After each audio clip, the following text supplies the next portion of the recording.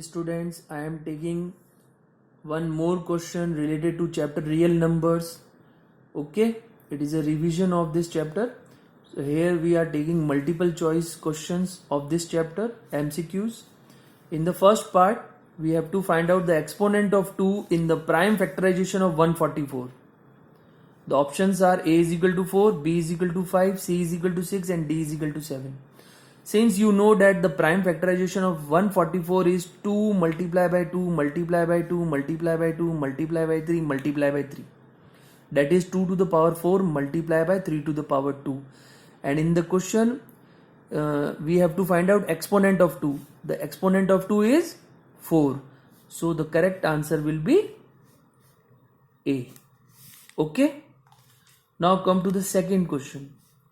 If n is equal to 2 to the power 3 multiplied by 3 to the power 4 multiplied by 5 to the power 4 multiplied by 7, then the number of consecutive zeros in n, where n is a natural number, is.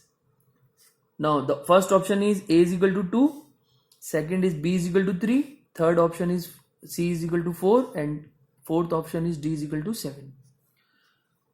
Since n given that n is equal to 2 to the power 3 multiplied by 3 to the power 4 multiplied by 5 to the power 4 multiplied by 7. So we can write it in this form: 2 to the power 3. 5 to the power 4 can be written as 5 to the power 3 into 5. And lastly we have 3 to the power 4 and then 7 multiplied. Okay. Now this 2 to the power 3 and 5 to the power 3 can be written as 2 multiplied by 5 whole to the power 3. Then we will have multiply by 5, then 3 to the power 4 and multiply by 7. Okay. Now you can see that this 2 multiplication 5 raised to the power 3 will give you 10 to the power 3. So the given number can be written as 5 multiplied by 3 to the power 4 multiplied by 7 multiplied by 10 to the power 3. So 10 to the power 3 means we have 3 zeros in the end. Okay. On multiplying these number, at the last we will have 3 zeros. Therefore, it implies that n will end with 3 consecutive zeros. So our option will be B option. Okay. Now come to the third part. The sum of exponents of the prime factors in the prime factorization of 196 is. So options are 1, A is equal to 1, B is equal to 2, C is equal to 4, D is equal to 6. First we find out the prime factorization of 196.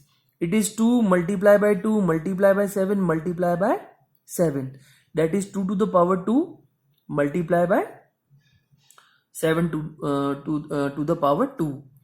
Since the sum of the exponents, so sum of the exponents, you can see 2 exponent is 2 and exponent of 7 is 2. So 2 plus 2, these are the exponent. 2 and 2 are the exponent. So their sum will be 2 plus 2, that is 4.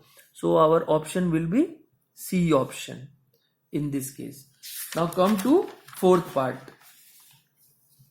If the LCM of the two numbers, that is A and 18, is 36 and HCF of the two number A and 18 is 2, then A will be equal to. So the options are A is equal to 2, B 3, C 4, D 1.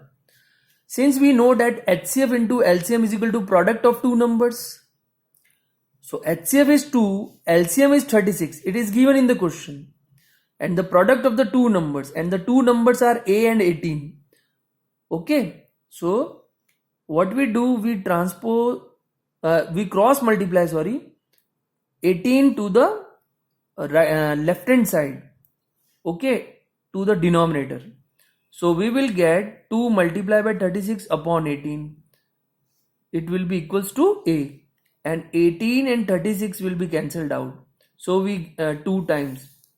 Okay, so we get 2 multiplied by 2, that is A will be equals to 4. So here the option C is correct, which is your 4 answer. Okay. Now come to the fifth part. If n is any natural number, then 6 to the power n minus 5 to the power n always ends with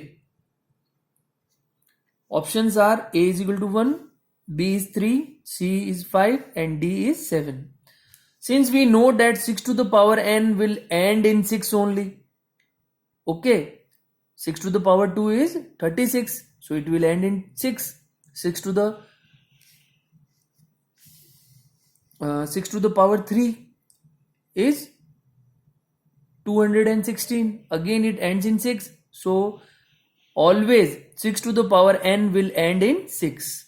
Similarly, 5 to the power n will always end in 5 because 5 to the power 2 is 25. 5 to the power 3 is 125. So they are ending in 5.